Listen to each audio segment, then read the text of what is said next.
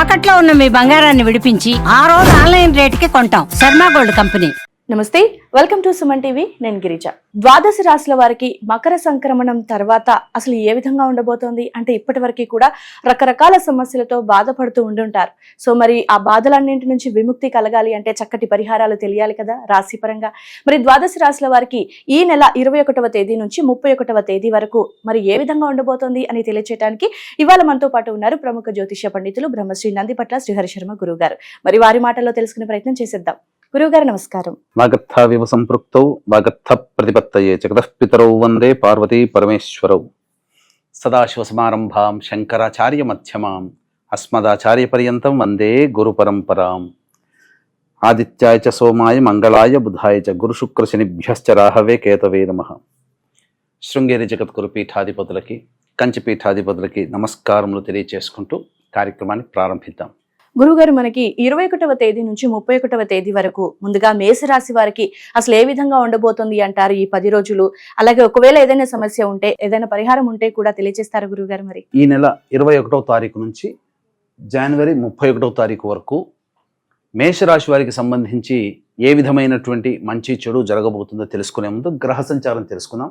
రాశి నుంచి 2వ ఇంట గురువు వక్రీకరించి, 4వ ఇంట కుజుడు కూడా వక్రీకరించి, మరియు 6వ ఇంట కేతువు, అలాగే 9వ ఇంట బుధుడు, 10వ ఇంట రవి, 11వ ఇంట శుక్రుడు శని, మరియు రాహు 12వ ఇంట స్థితి పొంది ఉండడం.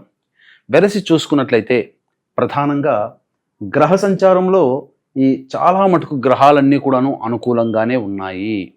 అయితే ప్రధానంగా ఇటు కుజగ్రహ ప్రభావము, అలాగే ఈ సంబంధించినటువంటి శుక్రుడి యొక్క ప్రభావము వెరసి కొంత ఇబ్బందికర పరిస్థితులు కుటుంబ వ్యవహార రీత్యా గృహపరంగా వీటన్నిటిని కూడాను కొన్ని దృష్టిలో పెట్టుకొని మంచి చెడు విషయాలను బేరీజు వేసుకొని ఆలోచించుకుంటూ ముందడుగు వేసినట్లయితే మంచి జరుగుతుంది. ముఖ్యంగా గురువు వక్రీకరించి స్థితి పొంది ఉండడం కాబట్టి మేషరాశి వారికి చక్కగా ఉంటుంది. అందులో ఇబ్బంది పడాల్సిన అవసరం లేదు.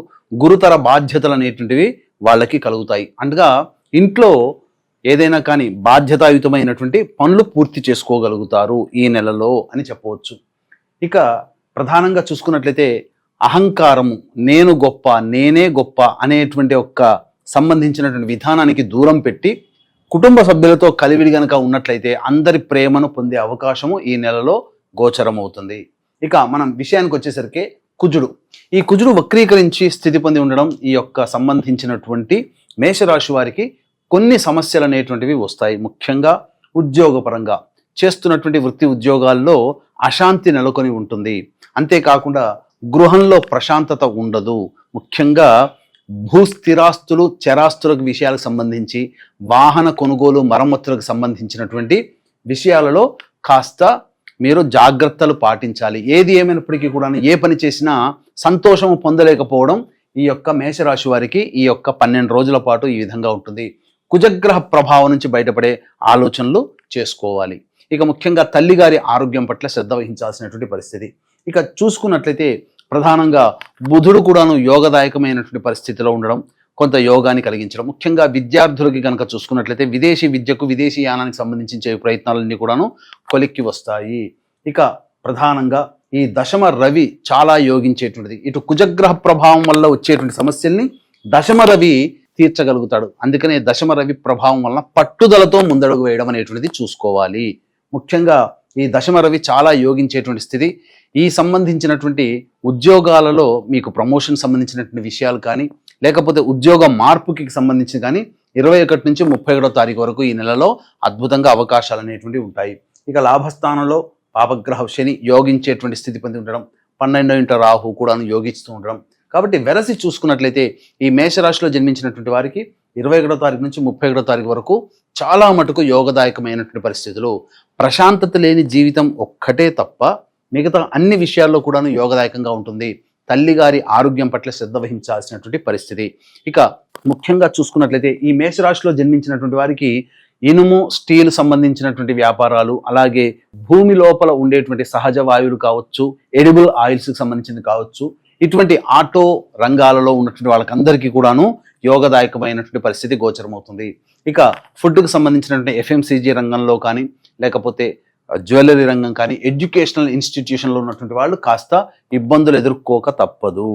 ఇక ప్రధానంగా చూసుకున్నట్లయితే ఈ యొక్క సంబంధించినటువంటి రియల్ ఎస్టేట్ రంగంలో ఉన్నటువంటి వారు, అలాగే ఏజెంట్స్గా పనిచేస్తున్నటువంటి వారు, అలాగే మైనింగ్ వ్యాపారస్తులు, మరియు భూ సంబంధమైనటువంటి వ్యవహారాల్లో ఉన్నటువంటి రైతులు కానీ, లాయర్స్, వీళ్ళందరూ కూడాను వృత్తిలో కాస్త ఒడిదుడుకులు ఎదుర్కొనే అవకాశాలు ఉంటాయి. కాబట్టి నూతన ప్రాజెక్టులకి చేపట్టకపోవడమే చాలా మేలనేటువంటి విషయాన్ని ఈ మేషరాశిలో ఉన్నటువంటి వారు గమనించుకోవాలి. ఇక ముఖ్యంగా కుల వృత్తుల్లో ఉన్నటువంటి వారిని కనుక గమనించుకున్నట్లయితే అద్భుతంగా ఉంటుంది, ధనాదాయం చక్కగా ఉంటుంది. అలాగే ఈ సంబంధించినటువంటి రోడ్ సైడ్ వెండర్స్, ఫుడ్ సంబంధించినటువంటి వ్యాపారంలో ఉన్నటువంటి వారికి సాధారణమైనటువంటి ఆదాయం అనేటువంటిది ఉంటుంది. ఇక ఏతావాత చెప్పొచ్చేది అంటే మనం ఎప్పుడు కూడాను చాలామందికి బాగా ఆకర్షించేటువంటి విధానం, మనం చెప్పేటువంటి ఈ యొక్క విధానాల్లో ఏ రోజు అనగా ఏ రోజుల్లో ఖర్చులు ఎక్కువగా ఉంటాయి. ఎందుకంటే ప్రతి మనిషికి కూడాను కావాల్సింది డబ్బు. ఎందుకంటే పొద్దున లేస్తే రాత్రి పడుకునేంత వరకు కూడాను మనిషి అనేక రకాల సమస్యలు తీర్చేది డబ్బు. కాబట్టి ఇటువంటి డబ్బు ఏ రోజు 21వ తారీఖు నుంచి 31వ తారీఖు వరకు ఏ రోజుల్లో బాగా సంబంధించి ఖర్చులు ఎక్కువగా ఉంటాయి, ఏ రోజుల్లో ఆదాయం ఎక్కువగా ఉంటుంది అనే విషయాన్ని కనుక మనం క్లుప్తంగా తెలియజేసుకున్నట్లయితే 21వ తారీఖు రోజున ప్రధానంగా రాని బాకీలు వసూలు అవుతాయి, ధనాదాయం చక్కగా ఉంటుంది, అన్ని రంగాల్లో ఉన్నటువంటి వారికి మంచి ధన రాబడి ఉంటుందని చెప్పవచ్చు. 22, 23వ తారీఖులో కనుక గమనించుకున్నట్లయితే జీవిత భాగస్వామి లేదా వ్యాపార భాగస్వామి తీసుకున్న నిర్ణయం వల్ల మీరు లాభపడతారు. అంది వచ్చినటువంటి ఏదైనా కానీ సహాయ సహకారాలు మీకు అందుతాయి. కాబట్టి మీరు ఏ పని తలపెట్టినా ఆ పనికి ఇతరుల యొక్క సహాయం సులభంగా అవుతుందని చెప్పవచ్చు. ఇక 24, 25, 26 ఈ తేదీలలో కనుక గమనించుకున్నట్లయితే మానసికమైనటువంటి ప్రశాంతత ఉండదు, ఖర్చు అధికంగా ఉంటుంది. ఏ పని చేయాలన్నా కానీ ఎక్కువగా సందేహాలు ఉండడం వల్ల ఏ పనిని పూర్తి చేసుకోలేకపోతారు.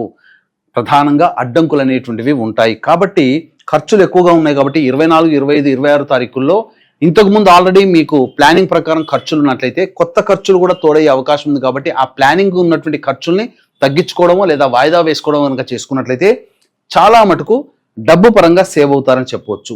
ఇక 27, 28 ఈ తారీఖులో కనుక చూసుకున్నట్లయితే ఎదుటి వాళ్ళు మిమ్మల్ని డబ్బులు అప్పుగా అడిగే అవకాశాలు ఎక్కువగా ఉంటాయి. అన్నిటికంటే ప్రధానముగా సంతానపరమైనటువంటి సమస్యలు ఎదుర్కొంటారు. సంతానంతో విభేదాలు కానీ పొరపచ్చాలు కానీ ఉంటాయి. కాబట్టి విదేశీయానము, విదేశీయానికి సంబంధించినటువంటి వ్యవహారాల్లో కొంత డబ్బుని నష్టపోతారు అని చెప్పవచ్చు. ఇక 29, 30వ తారీఖులో కనుక గమనించుకున్నట్లయితే మీరు చేసేటువంటి ప్రతి ప్రయత్నం ఏదైతే ఉంటుందో ఈ మేషరాశి వారు ఆ ప్రయత్నంలో మీకు సక్సెస్ఫుల్గా ఉంటారని చెప్పవచ్చు. ముఖ్యంగా ఉద్యోగ ప్రయత్నాలు చేసేటువంటి వాళ్ళకి 29, 30వ తారీఖుల్లో నిరుద్యోగస్తులు ఒక చక్కటి శుభవార్త వినడమో, లేకపోతే ప్రమోషన్కి సంబంధించి లేదా వేరే కంపెనీకి మారడానికి లేదా వృత్తుల్లో ఆదాయం పెరిగే మార్గం కనబడము, అలాగే చేస్తున్నటువంటి వ్యాపారాల్లో ఇంకా పలుకుబడి పేరు ప్రతిష్టలు పొందడం, ఏదైనా కానీ యోగదాయకమైనటువంటి పరిస్థితి 29, 30 తారీఖుల్లో.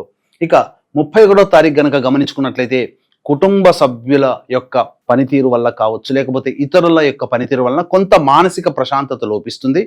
కానీ ధనాదాయం చక్కగా ఉంటుంది. అన్ని రంగాల్లో ఉన్నటువంటి వారికి డబ్బు చాలా యోగంగా ఉంటుంది అని చెప్పవచ్చు. కాబట్టి ఏతావత చెప్పొచ్చేది ఏమిటంటే ఈ యొక్క 24, 25, 26, 27, 28 ఈ 5 రోజుల పాటు మానసిక ప్రశాంతత తగ్గిపోవడం కావచ్చు, లేకపోతే ఖర్చులు అధికంగా ఉండడం కావచ్చు. ఏమైనప్పటికీ కూడా ఈ 5 రోజుల పాటు మీ మనస్సుని, మీ డబ్బుని మీరు కంట్రోల్ చేసుకోగలిగితే మిగతా అన్ని రంగాల్లో ఉన్నటువంటి వారికి మంచి జరుగుతుందని చెప్పడంలో ఏమాత్రం సందేహం లేదు.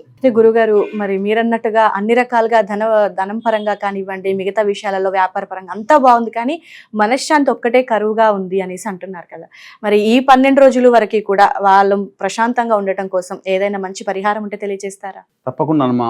ఈ యొక్క సంబంధించినటువంటి ఈ మేషరాశిలో జన్మించినటువంటి వారు ప్రధానంగా కొన్ని పరిహారాలు పాటించుకోవాలి. వీక్షించేటువంటి ప్రేక్షకులు కూడా గమనించాల్సిన అంశం ఏంటంటే ఈ నెల 29వ తారీఖు రోజున చొల్లంగి లేదా మౌని అమావాస్య అని అంటారు. కాబట్టి ఈ మౌని అమావాస్య సందర్భంగా మధ్యాహ్నం 3 గంటలకి పీఠం ఆధ్వర్యంలో ప్రత్యంగిర హోమము, బగళాముఖి హోమము, రాజశ్యామల హోమము, ధూమవతి హోమము, వారాహి హోమము, ఈ 5 హోమాలు కూడా పర్ హెడ్ 2100కి చేయించడం జరుగుతుంది. అవకాశం ఉన్న వాళ్ళు కార్యక్రమ తదనంతరం కాంటాక్ట్ చేసి పూర్తి వివరాలు తెలుసుకోవచ్చు.